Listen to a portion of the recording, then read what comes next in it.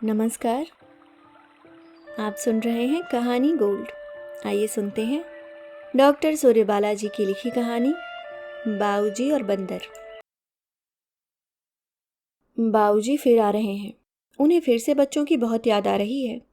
सुनते ही मैंने सिर कूट लिया। सिर कूटने की बात ही थी। अभी साल भी तो पूरा नहीं हुआ। संदीले में आए ही थे। 1-2 नहीं, पूरे 6 महीने रहकर गए।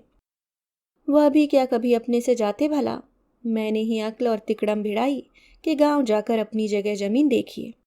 इस तरह ज्यादा दिन तक छोड़ देंगे तो काश्तकार बेदखल कर हड़प बैठेंगे। बैठे बिठाए हजारों का नुकसान। सो बीच बचाव में निगरानी बनाए रखनी चाहिए। तब कहीं बात उनके दिमाग में बैठी। बोरिया बिस्तर बंधा तो भी जाते जाते जीप में बैठने के बाद भी मोड़ मोड़ कर पीछे छूटते बच्चों को देखते जा रहे थे। खींच कर ललित को कहना पड़ा, बच्चे अंदर गए, अब सीधे बैठिए। तब भी पनीली आंखें अंगोछे से सहलाते एक ही बात, अब तो पका पकाया फल हूं, अब गिरा कि तब। पता नहीं जिंदगी में बच्चों के चेहरे देख भी पाऊंगा या नहीं। अकेले आना जाना भी तो अब अपने बस का नहीं। हाथ पैर बेकार होते जा रहे हैं। वह तो बहू सयानी है कि घर गांव खेत खलिहान की सुध लेने की सलाह दी। सब तरफ ख्याल रखती है। भगवान उसकी बुद्धि ऐसी ही रखें। बस किलक यही कि तुम सबसे दूर। अब कहाँ देख पाऊंगा। अरे देखेंगे देखेंगे, ऐसी भी क्या बात। सिगरेट की तलब पर काबू पाते ललित ने लापरवाही से एक चालू फिक्रा कसा और कल्पना में ही एक भरपूर कश खींचकर राख बाहर झाड़ दी। घर लौटकर यह सब बताते हुए ललित ठठाकर हंसे थे। जानती हो उस वक्त मैं क्या सोच रहा था? सोच रहा था कि बाबूजी की इस मोह मुद्रा पर अगर एक सच्चे पितृभक्त पुत्र की भांति मैं पसीज कर कह दूं कि आपका मन नहीं कर रहा तो मत जाइए। गोली मारिए उस हील हुज्जतों भरे जमीन के टुकड़े पर। चलिए घर वापस, बच्चों के पास। तो उनको वापस देख तुम्हारी क्या हालत होती। हा हा हा। लेकिन उसकी जगह एक सच्चे पत्नी भक्त की तरह मैंने कहा, अरे अरे, आप आएंगे आप। यह कहते हुए ललित ने जरूर ईश्वर से माफी मांगी होगी। हे भगवान, माफ करना। सब कुछ जानबूझकर भी बाप को यह झूठी दिलासा देने बहलाने के लिए। वरना यह तो मैं भी खूब अच्छी तरह जानता हूँ कि अब के गए इतने घिसे कल पुर्जे वाली देह लिए कहाँ फिर वापस आने वाले हैं। लेकिन नहीं साहब, सारी हिलती डुलती चूल्हे सहेजे चले आ रहे हैं बाबूजी। हमें खुद पूरा पखवाड़ा भी नहीं बीता। इस नए शहर में आए और बाबूजी बच्चों का मुंह देखने को तरसने लगे। गुजरे 1.5 बरस उन्हें जुगों से बढ़कर लग रहे हैं। हर समय बच्चों का चेहरा उनकी आंखों के आगे टंगा रहता है। पूछो तब आने की क्या जरूरत। सोते जागते उठते बैठते बच्चों की बातें, उन्हीं का ख्याल, यानी सारे विरह वियोग की छुट्टी। सो अब उठो और करो बाबूजी के आगमन की तैयारी। पता नहीं ये बूढ़े लोग मोह माया का इतना ओवर स्टॉक क्यों भरे रहते हैं अपने दिल में। जब देखो तब उलीचने को तैयार। इनके दिल न हुए मोह माया के दलदल हो गए, जीना हराम। ललित टोकते हैं, क्या जीना हराम तुम्हारा? यह तो भाई जाती है तुम्हारी। सारे दिन कभी इस कोने में कभी उस कोने में सिर गाड़े बैठे रहते हैं। चाय पियेंगे पी लेंगे, खाना खाएंगे खा लेंगे, जो खाना दो खा लेंगे, जब खाने को दो खा लेंगे। कपड़े अपने खुद धोकर मैले कुचैले जैसे भी बन पड़े फैला देंगे। बेशक, लेकिन कहाँ? मुझे तैश में आकर बिफरने का मौका मिला। सीधे बाहरी बरामदे के आर पार गमछे धोती बनियानों के वंदनवार सजा करना। तब कौन उन्हें वापस अंदर फैलवाता है। ऊपर से गांव के गोलू में पेरे तिल का कटोरी भर तेल रोज सिर में चुपड़ने से चीकट हुआ तकिया कौन पटक फटक कर गर्म पानी से धुलवाता है। अरे पूरे कमरे में ही तिल सरसों के तेल की बास ऐसी बसी रहती है जैसे कोल्हू यही कमरे में ही चलता रहा हो। ललित को मुझे चिढ़ाने में बहुत मजा आता है। तो क्या काम कुछ नहीं करते थे तुम्हारा? दोनों वक्त कुर्ता धोती पहने, छतरी ताने, शानू शौनक को उंगली पकड़ाए स्कूल ले जाना और ले आना। धूप हो बारिश हो, सुस्ती हो हरारत हो, पिछवाड़े क्वारियां खोद खोद कितने टमाटर बैंगन भिंडी पालक लगाए थे कि नहीं। और कुछ नहीं तो महीनों में हजारों रुपए का तो बाजार से सौदा सुलभ। मैं तिनगी। उसमें से 50 रुपए तो हिसाब किताब की गड़बड़ की वजह से दुकानदार ने झटक लिए होंगे। या फिर जेब से गिरा खिसका दिए होंगे। और तो और उन्हें मेहरी के साथ राशन की दुकान भेजती थी तो किस लिए?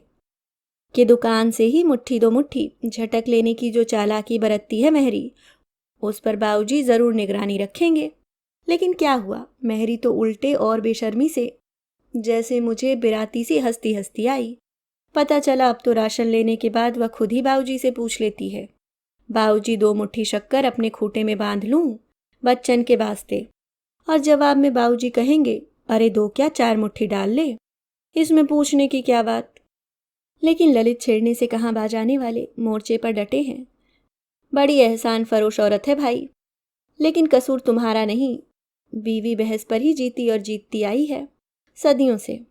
सुनते सुनते ही आदमी बेचारे का भेजा खाली हो जाता है, बोलने का दम ही नहीं रह जाता। बहरहाल इतना समझ लो कि ऐसा कोई उपाय नहीं जिससे बाबूजी को यहाँ आने से रोका जा सके। बात सही थी, मुंह लटक गया मेरा, लेकिन दिमाग का चौकस घोड़ा चारों दिशाओं में एड़ लगाता रहा कि चलो ठीक है, अब जब आ ही रहे हैं तो मन के संतोष के लिए ही सही बाबूजी का कुछ तो उपयोग हो। उनके यहाँ रखने रहने के एवज में कोई तो सहूलियत, लेकिन यहाँ तो माली भी आता है एक दिन छोड़कर घंटे पौना घंटे को।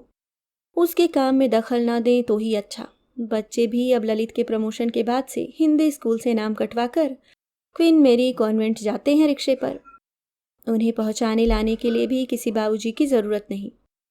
चाहती थी सुबह शाम की सेवा टहल के लिए कोई छोकरा या दरबान टाइप मिल जाता कि ललित शाम को जीप से आए तो लपक कर सलाम मार के फाटक खोल दिया, आए गए को चाय पानी सर्व कर दिया, वक्त ज़रूरत को चौमुहानी तक लपक कर थोड़े बियर सोडे की खरीदारी। साहबी का रुतबा इसी बात पर तो कायम रहता है। लेकिन बाबूजी इस मसरफ के भी नहीं, फिर भी कुछ उपाय तो सोचना ही है, कुछ न कुछ काम के लायक तो बनाना ही है इन बेमसरफ बाबूजी को। इसी अधेड़ बुन में दोपहर में सोने की जगह सोचती जुगत बिठाती रही बाबूजी को लेकर। बड़ी मुश्किल से नींद लगी। आधा घंटा ही हुआ होगा कि छत पर धूम धड़ाम धाड़ धूड़ धर पकड़ और चिल्ला रही सी वहशी आवाजें। चौंक कर उठी तो ललित पहले ही खिड़की पर जाकर जो नज़ारा देखा तो काटो तो खून नहीं। समूचा घर 20-25 छोटे बड़े बंदरों की उछल कूद और चिचियाहटों की गिरफ्त में। मकान के एक तरफ गली, दूसरी तरफ खाली पड़ा प्लॉट। सिर्फ पीछे कलई वाले की गुप्ताइन कई आवाजें लगाने पर बड़े इत्मीनान से बोली, आप लोग नए आए हो ना, बंदर तो आते ही रहते हैं। ऐसे ही 20-25 के झुंड में कभी 2-4 हफ्ते तो कभी 2-4 रोज पर ही, कुछ ठिकाना नहीं। कनिया जात और बच्चों से तो डरते भी नहीं ना। वैसे घर की सौकल चढ़ाए रहिए तो ज़्यादा नुकसान क्या करेंगे, पर ठहरे तो आखिर बंदर ही। पेड़ पालो, फूल पत्ते तो तहस नहस करेंगे ही, इसी से तो हम फूल पत्तों के झंझट में पड़े ही नहीं। आपने तो देखती हूँ एक माली रखा है ना, बंद कर दो कल से, बस किटकिट खत्म। कलई वाले के कहने से हमारा माली तो सरकारी है फोकट का, हम भला क्यों बंद करने जाएं उसे। अहम कपने की बात, वह तो एक दिन छोड़कर सुबह आएगा ही आएगा और फूल पत्ते लगाएगा ही लगाएगा, लेकिन कभी भी झुंड के झुंड इन फिरकर आने वाले बंदरों को भगाएगा कौन। सहसा दिमाग में बिजली सी कौधी, हाँ ठीक, बाबूजी। और बाबूजी के आने के नाम से दिल पर मानो जो बोझ लगा चला आ रहा था कुछ हल्का सा हो गया। बोझ और भी हल्का हो आया जब अगले पूरे हफ्ते में 3 बार बंदरों ने धावा बोला। हर 2-3 दिनों में अचानक ही। कभी भी देखो तो मकान के चारों तरफ अघराए हुए हैं। बगल के खाली पड़े प्लॉट में एक दूसरे पर खौखियाते चीना झपटी करते भाग रहे हैं। अमरूद की डालियां झिझोड़ रहे हैं। टमाटर और बैंगन के पौधे नोच उखाड़ रहे हैं। अकेली मैं और शानू शौनक छोटे छोटे। एक आध बार खिड़की के पीछे से डंडी दिखाई भी तो ऐसे दांत किटकिटाए सबने कि अंदर तक रूह कांप गई। न डर पर काबू न गुस्से पर। बारी बारी हर खिड़की रोशनदान से लगी अपने नए नए लगाए बगीचे की बर्बादी देखती। खुद ही पिंजरे में बंदर की तरह खौखियाती रही। कई कई बार तो घंटों घर का दरवाज़ा ही नहीं खुल पाया, चारों तरफ खौखियाते बंदरों की वजह से। तब बाबूजी के आने के ख्याल से मन हल्का हो आया। तो बाबूजी आए। खैर वो तो आते ही आते। शानू शौनक ने आते ही आते उन्हें वह छड़ी दिखाई। जानते हैं या क्या है? यह छड़ी है, मम्मी ने रखी है आपके लिए। हाँ? बाबूजी सिर हिलाते प्रसन्नचित्त छड़ी का मुआयना करने लगे। इसे लेकर टहलने जाया करूंगा, कभी कभी कुत्ते लग जाते हैं पीछे। दूत कुत्ते को मारने के लिए थोड़ी ना, बंदरों को भगाने के लिए। इससे आप बंदरों को भगाया करेंगे। बंदर? बंदर कहाँ है? बाबूजी ने कौतुक से पूछा। आते हैं बहुत सारे कभी कभी, तब हम दोनों को और मम्मी को बहुत डर लगता है, लेकिन मज़ा भी खूब आता है। जब वह पिछवाड़े के प्लॉट पर कुला मुंडिया खाते हैं और एक दूसरे के ऊपर खौखियाते हुए झपटते हैं। आप देखेंगे तो आपको भी खूब मज़ा आएगा, है ना शानू? लेकिन अपनी ऐनक संभाल कर रखिएगा, शानू ने हिदायत दी। अच्छा अच्छा। वह बड़े चाव से बच्चों की बातें सुनते हैं, फिर बक्सा खोलकर उसी चाव से प्लास्टिक से मढ़ी हनुमान जी की एक फोटो और काले कपड़े का एक हाथी निकालकर बच्चों को, देख मैं तुम्हारे लिए क्या लाया हूँ, के अंदाज में थमा देते हैं। बच्चे दोनों चीजें लापरवाही से उछालते हुए कहते हैं, इसका हम क्या करेंगे? अमिताभ बच्चन की फोटो नहीं थी आपके पास? बाबूजी अपनी रो में बच्चों को हनुमान जी की महिमा समझाने लगते हैं। शौनक चिढ़ाते हुए कहता है, जानते हैं सारे के सारे बंदर ना पीपल वाले हनुमान मंदिर के अहाते से ही आते हैं। सारी खुरापात उन्हीं हनुमान जी की है। बाबूजी बच्चों की बातों से निहाल मगन मन बक्से में से सब्जियों के बीजों की कुछ पोटलियां निकालते हैं। बच्चे देखते ही वापस फिर चहकने लगते हैं। वापस रखिए, वापस, कुछ नहीं बोना शोना है अब। आपको पता नहीं, पापा का प्रमोशन हो गया है, अब हमारे यहाँ माली आता है। आपको अब सिर्फ बंदर भगाने हैं और कुछ नहीं, समझे? क्या खाक समझे, तीसरे दिन ही मेरी और बच्चों की नजरें बचाकर माली के पास पहुंच गए। दुआ सलाम जान पहचान हुई। क्यारी बनाने में चूक होती देख हथेलियों में खलबली तो मचेगी ही। अब बारी बारी कुदाल खुरपी फावड़ा लिए भुरभुरी मिट्टी वाली क्यारी सवार रहे हैं और माली जामुन के पेड़ के साए में बैठा बीड़ी फूक रहा है। सिर पीट लिया कि फोकट का न रहा होता माली तो फौरन छुड़वाकर 150 रुपयों का नफा करती। शाम को बहाने बहाने से झल्लाई, उनकी बुढ़ौती और उनके बेटे की अफसरी का हवाला दिया कि अब इतने बूढ़े हुए कुछ तो अकल से काम लें। सुनते हुए इस तरह आज्ञाकारी भाव से सिर हिलाते रहे जैसे मैं उन पर नहीं, किसी हद दर्जे के निकम्मे नाकारे पर झल्ला रही हूँ और वह खुद उस आदमी की बेगैरती और नासमझी पर तरस खाते मेरी हाँ में हाँ मिला रहे हूँ। अगला दिन खासा बेसब्री से कटा उनका। बार बार बच्चों से पूछते, माली नहीं आया? बच्चे भी खींचे, आपसे कहा ना माली एक दिन छोड़कर आता है, आज नहीं कल आएगा। तीसरे दिन माली आया तो अंगोछे से सिर ढापे सो रहे थे बच्चे होमवर्क पर। मैंने राहत की सांस ली, लेकिन आधे घंटे बाद ही बच्चे बेतहाशा चिल्लाते हुए आए, मम्मी मम्मी, बाबूजी ने झाड़ी काटने वाली कैंची से हाथ काट लिया। फलाफल खून बह रहा है। भागकर देखा तो सिर झुकाए नल के नीचे हाथ से रिश्ती खून की धारा धोए जा रहे हैं। मुझे देखते ही धोती के छोर से उंगली का जख्म छुपाए सहसे बच्चे की तरह सरपट अपने कमरे की तरफ भागे। पीछे पीछे शोर मचाते बच्चे, हाँ मजा आया ना। तब तो कैसा खुश होकर खचाखच झाड़ी काटे जा रहे थे। हमारे मना करने पर कहते थे और कुछ नहीं होगा। अब बोलिए जी। वह उसी तरह खिसियाई हंसी के साथ उंगली धोती के छोर से दबाए दबाए शौनक से अपने हजामत के डब्बे से फिटकरी की डली निकालने के लिए कहते रहे, जिनसे रिश्ता खून रुक जाए। अब अपना मन कहाँ मानता है, हार झीक कर मरहम पट्टी करनी ही पड़ी, नहीं तो गुस्सा तो इतना आया था कि बस। आखिर चौथे दिन बंदर आए, मुझे चैन पड़ा। बच्चे थे उस वक्त घर पर, देखते ही चिल्लाए, बंदर आए, बाबूजी चलिए छड़ी लेकर बंदर भगाइए। बाबूजी ने सचमुच आज्ञाकारी बच्चे की तरह छड़ी तजबीजी और बच्चों के साथ बरामदे तक गए, जैसे बच्चों का कोई नया खिलवाड़ हो। लेकिन बरामदे में जो चारों तरफ का नज़ारा देखा तो चौंक कर सहम से गए। बाहरी मुंडेर के हर कंगूरे पर एक बंदर या बंदरिया छोटी बड़ी औलादों के साथ एक दूसरे की पीठ खुजाने, घौल जमाने, दोम खींच खींच कर भगाने या लगातार टहनियों से फल पत्ते नोच नोच कर खाने फेंकने जैसे क्रियाकलापों में व्यस्त थे। बाबूजी व बच्चों का पहुंचना उनकी निजी जिंदगी में जबरदस्त दखल था। दो बच्चों को, एक बूढ़े को एक साथ, वह भी छड़ी के साथ देखकर बंदरों ने अपनी जगह बैठे बैठे दांत किटकिटाकर सही मायने में बंदर घुड़की की मुद्रा अपनाई। सहम कर बाबूजी की छड़ी आप से आप नीचे आ रही और बच्चे किलकिलाते अंदर कमरे में भागे। खौफ और मजा एक साथ अंदर आते ही बाबूजी को आगे करते वापस चिल्लाए बच्चे, भगाइए बाबूजी, भगाइए ना, डरिए नहीं, आपको काटेंगे थोड़े ही ये सब। सिर्फ मम्मियों और बच्चों को झूठ मूठ डराते हैं, आदमियों से तो डरते हैं, आपको नहीं काटेंगे। बाबूजी फिर निकले। उन्होंने सहमे सहमे थोड़ी सी छड़ी ठकठकाई। बंदर अपनी जगह निश्चिंत बैठे रहे। बच्चों के लिए इतना भी कम उत्साहप्रद नहीं था, क्योंकि अब तक तो हमेशा बंदरों की भनक लगते ही दहल कर भागती मैं सारे दरवाजे बंद कर दुबक लेती। बच्चों को खिड़की से झांकते देखकर भी दिल धड़क उठता था, लेकिन आज बच्चों को बाबूजी की मौजूदगी का सुकून था। खूब उछल उछल कर चिढ़ाते और आवाजें कर रहे थे।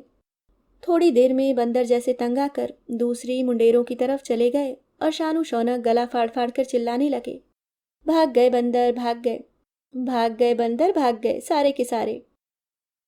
तृप्ति और संतुष्टि फूल पत्ते बचने से ज्यादा बाबूजी के हो पाए उपयोग की थी। अपनी इस कामयाबी से उत्साहित होकर दिमाग के घोड़े पर वापस चाबुक लगाया। इसी तरह के और भी उपयोग इन बाबूजी के खोजे जाने चाहिए। लेकिन हफ्ता बीतते बीतते जबरदस्त मोहभंग हो गया। सारी उम्मीदों पर पानी फिर गया।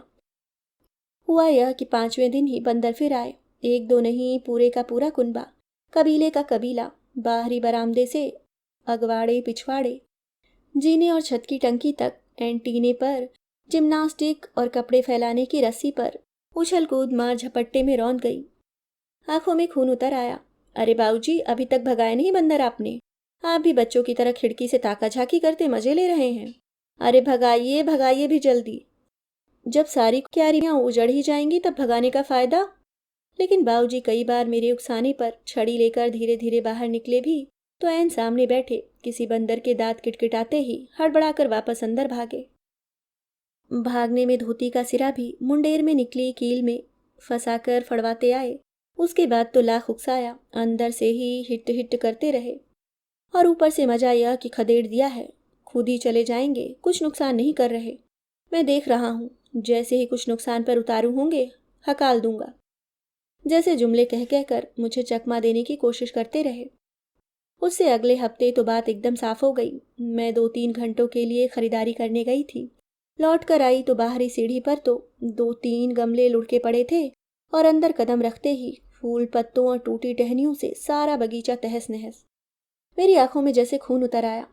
उधर बाबूजी मुझे देखते ही सरपट पहले गुसलखाने में, फिर जल्दी से माला लेकर ठाकुर जी के सामने बैठ गए। बच्चे भी छोटे सही पर इतनी अक्ल तो थी ही, बाबूजी को देखते ही चिल्लाने लगे, ओह अब मक्कड़ साध रहे हैं मम्मी के डर से। बंदरों को नहीं भगा पाए ना, इसलिए हमने इतना कहा कि जाइए भगाइए, आप डरिएगा तो बंदर और भी ज्यादा डराएगा। जाइए कोशिश तो कीजिए, लेकिन हमारी बात ही नहीं मानते। मैं होठ भींचे गुस्से क्रोध और झल्लाहट से उबलती एक हिकारत भरी नजर डालती अंदर चली गई। ललित से कुछ कहना तो भैंस के आगे बीन। सिर्फ मस्खरी, सिर्फ हिटकारी। उबाल उतरा बच्चों पर। होमवर्क कराते कराते मुद्दा बच्चों ने ही उठाया। बगीचा कितना खराब हो गया ना, तुम तो कहती थी बाबूजी बंदरों को भगा दिया करेंगे, लेकिन वह तो खुद ही कितना डरते हैं। गुस्सा भभका पूरे उफान के साथ। इतना डरते हैं तो जाएं वापस गांव और उड़ाए जाकर खेत में चील कौए, हमारे किस काम के।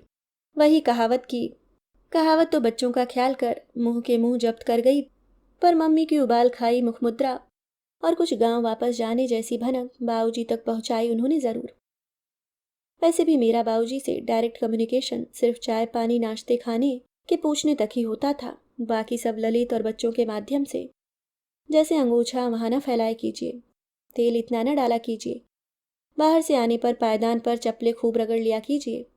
इन सारी हिदायतों पर इधर ज़रूरत से ज़्यादा ही अमल किया जाने लगा। मुझे दिखा दिखा कर पैर पायदान पर खूब रगड़े जाने लगे। अंगूठा फैलाते फैलाते ही अचानक ध्यान आ जाता और उसे उतार लिया जाता। बच्चों से कहा जाता कि अब मैं तेल ज़्यादा नहीं डालता, बस आता है ना।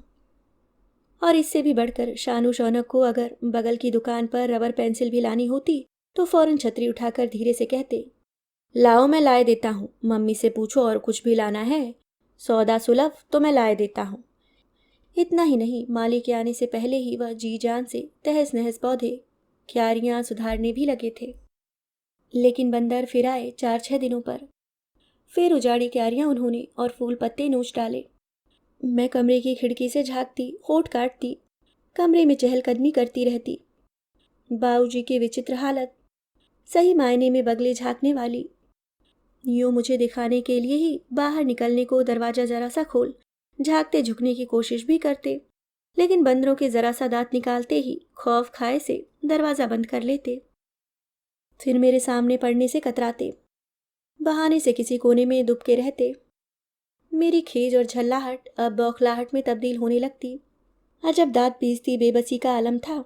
इस आलम में सबसे ज़्यादा आंतरिक संतुष्टि तभी मिलती जब बच्चे बाऊजी को डरपोक कहकर चिढ़ाते होते। असल में मेरा तो पूरा प्लान ही फ्लॉप हो रहा था ना। ऊपर से न दिखाने पर भी मेरी बेसब्री बेरुखी बाऊजी के सामने साफ हो गई थी। यूँ तो पहले भी बाऊजी से मुझको कौन सी बड़ी अपनापे भरी बात करनी होती थी, लेकिन अब तो जैसे पूरे किलेबंदी। वह अपनी तरफ, मैं अपनी तरफ। नाश्ता रखा है, खाना लगा है।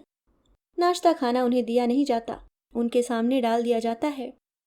वह खुद भी चुपचाप खा लेते और खिसक जाते। एक दिन होमवर्क करते करते बच्चों ने कहा, अब तो आप अपने गांव चले जाएंगे ना? क्यों?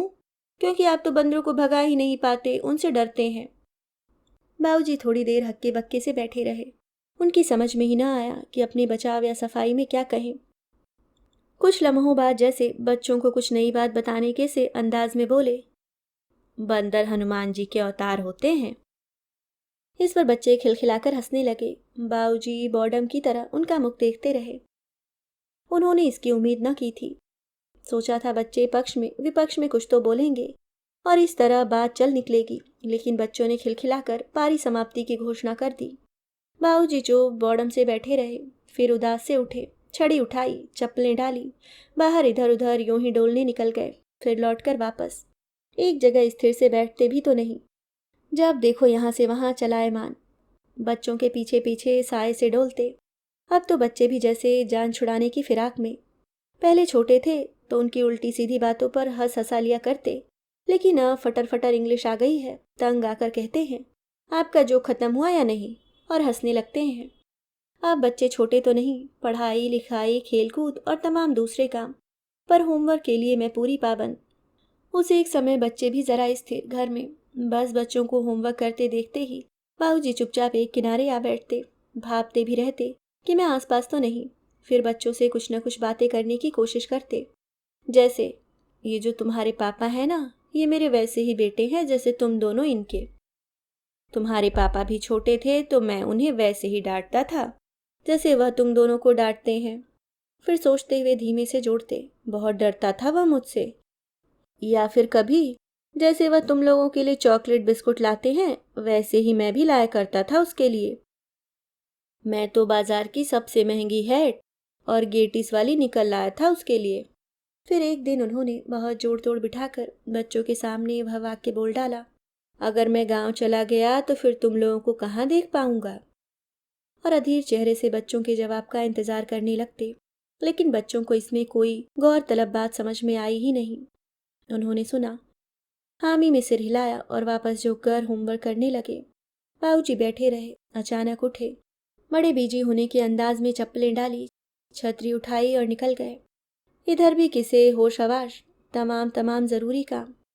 काफ़ी देर हुई तो ख्याल आया, डर यह कि बूढ़ा ढीला शरीर कहीं पैर ऊंचे नीचे न पड़ गए हों। तब तक पायदान पर चप्पलें रगड़ते दिखे। किधर गए थे? मंदिर गए थे। भाई इतनी देर क्या करते रहे? कीर्तन करती मंडली के साथ बैठकर मंजीरे बजाते रहे। बड़ी ठसक और उमंग के साथ जवाब दिया गया, ठीक है बजाओ मंजीरा चाहे मृदंग, अपने से क्या। लेकिन 2-4 दिनों बाद फिर जल्दी लौटे और पूछा गया तो चुप, बस नहीं बताते जैसे अंदाज में। बाद में ललित ने हंसते हुए बताया कि वह कीर्तन मंडली चले गए थे और दूसरी में उनका अपना मंजीरे वाला है, सो उदास हो लिए थोड़े बस। तो भी क्या, मंदिर तो है ही हनुमान जी का, पवित्र स्थान जाकर बैठे रहते हैं, क्या पता कभी मंजीरे वाला गैर हाजिर हो। फिर एक दिन मेहरी बोली, कौन बाऊजी? मंदिर में कहाँ ज़्यादा उनका दिल लगता है। उन्हें तो अक्सर पुलिया पार कुजड़ों की बैगन टमाटर की क्यारियों के पास देखती हूँ, वहीं उन सब से बोलते बतियाते रहते हैं, खाद फसल हुक्के चिलम की बातें। ललित का गुस्सा जायज़ था, फिर भी काबू कर गए। किसी तरह बस 2-4 सख्त शब्दों में ही हिदायत दे दी कि मंदिर तक तो हो आया कीजिए बस, बाकी यहाँ वहाँ बैठ के लगाने की ज़रूरत नहीं। मान गए बाबूजी, बिना हील हुज्जत के, जैसे बिल्कुल ठीक कह रहे हो, नहीं जाएंगे कल से। बस मंदिर से घर, घर से मंदिर। बंदर अभी भी वैसे ही आते थे, पर अब बाऊजी से कोई कुछ न कहता। सारा साहबी रुतबा ताक परख। मैं और मेहरी तथा बच्चे रहे तो बच्चे भी जोर जोर से अंदर से थाली कनस्तर पीटना शुरू कर देते। रास्ते से गुजरते लोग अचानक अचकचाकर देखते, देखकर मुस्कुराते हुए आगे बढ़ जाते। हम अंदर अंदर शर्म से पानी पानी हो जाते, लेकिन बंदर आखिरकार आवाज़ों से आजी जाकर धीरे धीरे खिसक जाते। तब हम चैन की सांस लेकर सुस्ताते और बच्चे बाबूजी को चिढ़ाते हुए कहते, देखा, हमने खुद ही भगा लिए बंदर। अचानक ललित उस दिन हुलसते हुए आए। 10 दिनों के लिए साइड पर जाने का ऑर्डर। खुशी की बात यह कि साहब ने बीवी बच्चों को ले जाने की मंजूरी दे दी। छोटी जगह, जंगल घाटियों के बीच में। कॉन्ट्रैक्टर सुपरवाइजर हाथ बांधे खड़े रहेंगे, पैसे काटेंगे अलग। खासी पिकनिक और सबसे बढ़कर घर की रखवाली के लिए 15 रुपए रोज का चौकीदार ढूंढने की ज़रूरत नहीं। बाबूजी तो हैं ही। ललित ने ही समझा दिया। कुछ दिनों के लिए बाहर जा रहे हैं हम सब। घर देखिएगा, होशियारी से रहिएगा। सुनकर अंदर अंदर थोड़े सहमे से दिखे छोटे बच्चे की तरह। कितने दिन लगेंगे? महीने 1.5 महीने को जा रहे हो तो मैं गांव चला जाऊं। लेकिन मैंने आंख मारी। अब एक जरा काम आया चौकीदार का, तो उससे भी कन्नी काट रहे हैं। ललित ने कहा, अरे नहीं, हफ्ते भर को ही, लेकिन 2-4 दिन इधर उधर तो हो ही सकता है। नौकरी की बात है, कोई घर की थोड़ी। और फिर तकलीफ क्या है यहाँ? वहाँ तो रोटी भी खुद ही ठोकते थे, यहाँ तो हम मेहरी से कह जाएंगे, एक समय बना जाया करेगी, लेकिन सारे समय घर में ही रहिएगा, समझे? और बंदर आए तो अंदर से थाली कनस्तर बजा दीजिएगा। बच्चों ने कहा तो ललित के साथ साथ मैं भी खिलखिला पड़ी। बर्तन पोंछ पोंछ कर रैक पर सजाती मेहरी ने बड़े ठसके से ठिठोली की, अब बाबूजी बेचारे डरत हैं वानर से, तो सब के सब उनका टिहकारी लेत है। हम लोग चलने को हुए तो बाबूजी ने थोड़ी देर बेसब्री से इंतजार सा किया। बाद में खुद ही हमें समझाते से इस तरह कहने समझाने लगे जैसे हम उन्हें अकेला छोड़कर जाते हुए बड़े दुखी और चिंतित हैं। मेरे लिए परेशान मत होना, मैं तो गांव में भी महीनों सालों से अकेला ही रहता हूँ। खाने पीने की भी परेशानी नहीं। बदन टूटते ही पीली वाली गोली खा लूंगा और घुटनों में भी तारपीन का तेल चुपड़ लिया करूंगा। बाकी समय मंदिर जाकर बैठ जाया करूंगा बस। खैर, जो कुछ हमें कहना चाहिए था वह सब खुद हमारी तरफ से अपने आप को कहकर प्रबोध रहे। और इस बीच हमारी जीप स्टार्ट हो गई। साइड पर पहुंचने के बाद तो ऐसा पासा पलटा कि न घर के रहे न घाट के। इतने हौसले इतनी उमंग से बंधे पहुंचे थे, पर सारे हौसले ही मलबे की तरह बैठ गए। कुल 2 दिनों बाद ही साहब खुदा धमके, और उसके बाद जी हुजूर की उम्मीद हम अपने जूनियर से कर रहे थे। उसी जमात में ललित खुद शामिल हो गए, बल्कि उन सबसे कहीं ज़्यादा टेस्ट, परेशान और नर्वस से, क्योंकि साइड प्रोजेक्ट की सारी जवाबदेही ललित की ही थी। अब से दिन के दिन, एक सुबह से गई रात तक साहब के पीछे पीछे रजिस्टर फाइलें लिए दौड़ रहे हैं। न नाश्ते की धुन, न खाने की। जो कुछ समय मिलता वह भी साहब के कदमों के नीचे बने रहने और अपने सर्विस रिकॉर्ड की कलई पॉलिश में कौड़ी के मोल लुटाया जा रहा था। साहब कहते भी तो भी उनके कदमों में बने रहना और गई रात देर सवेरा कर थकान से लस्त निढाल पड़े रहना। मैं और बच्चे तंबू में फंसे कैद खाने से बदतर, बदमजा। सर्कस के जानवरों को भी शो दिखाने के लिए ही सही तंबू से बाहर तो लाया जाता है। हम बाहर 1-2 चक्कर भी मारते तो दुबके सहमे बच्चे 1000 निर्देशों के साथ बाहर लाए जाते। कहीं सामना हो जाए तो ऐसे पेश आना, गुड मॉर्निंग कहना। तो ऐसे हो रही थी हमारी पिकनिक। बच्चों के साथ साथ मेरा भी जैसे दम घुटा जा रहा था। ऐसे में घर की याद और ज़्यादा आती। स्वाभाविक ही था, चिंता फिक्र भी सताती। घर के साथ साथ बाबूजी भी कहीं बीमार ईमार न पड़े हों। लौटने पर और आफत, घर का कोई दरवाज़ा कहीं खुदा न खास्ता खुला रह गया, तब तो और आफत। बंदरों ने अंदर बाहर कुछ भी साबुत न छोड़ा होगा। हे भगवान, कहाँ फंसे। और बाबूजी भी तो निपट अकेले। इतने दिन, इतने इतने घंटे बंदरों के आने पर क्या करते होंगे। अकेले कितनी थाली कनस्तर बजाते होंगे। बाहर मंदिर तक जाने को भी ललित मना कर आए हैं कि कहीं चाबी गिरी खोई तो। घर सूना देख पिछले दरवाजे खिड़की से बैठने की कोशिश करें तो। 1000 शक, 1000 अंदेशे। चुपचाप घर में बने रहिएगा। हमारे आने तक सिर्फ खाना खाइएगा और पूजा पाठ कीजिएगा। 2 हफ्ते होते क्या हैं। यह तो मुझे अब पता चल रहा था। ऊब की हद, एक रास्ता और निहायत अकेलेपन की घुटन। घुटन और धुर तटस्थ था, यानी उपेक्षा ही तो। तमाम ज़रूरी काम, दौड़ धूप, भागन भाग, जी हुजूरी, उसमें मेरी हमारी कहाँ सुध।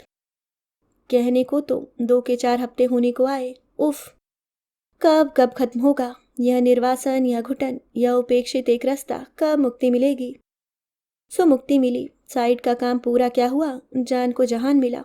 जीप से लौटे उसी दिन।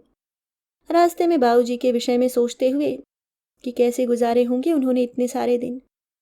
जीप रुकी, गेट खोला और मैं बेतहाशा हाफती हुई सी बाहर बरामदे की सीढ़ियां चढ़ी तो अवाक सन। बरामदा पूरा छोटे बड़े बंदरों से घिरा हुआ था और बाबूजी दरवाजे से सटी चौकी पर कटोरे भर भीगे चने रखे मुट्ठी मुट्ठी भर भर बंदरों को खिला रहे थे।